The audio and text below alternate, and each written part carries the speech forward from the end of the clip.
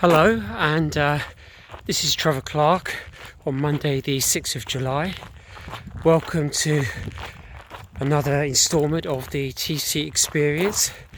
There's been a long gap. This is the first update that I've done since just before the lockdown, the coronavirus pandemic lockdown, which came in the UK on the 23rd of March.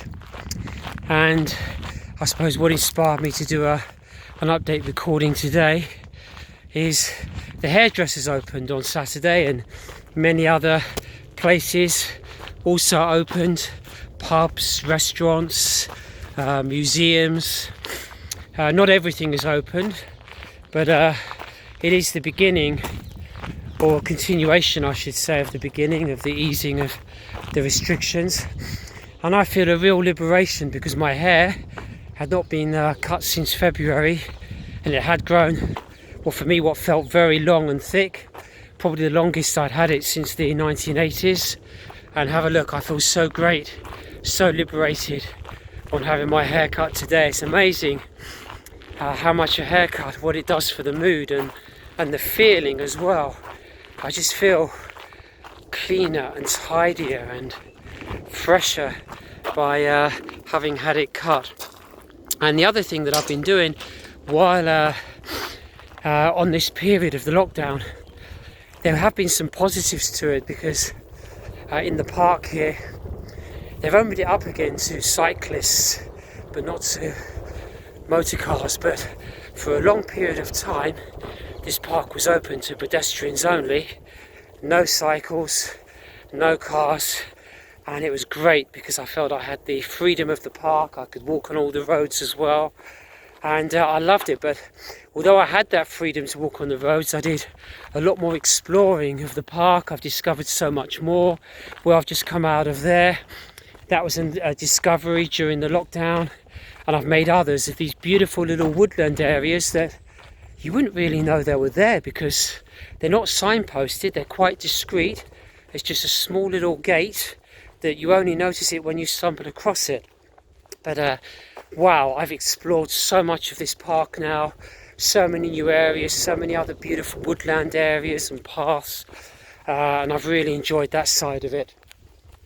So there have been some upsides to this, but on the other side there's this thing now, social distancing and wearing face masks, and yeah, I don't know how long that's going to last.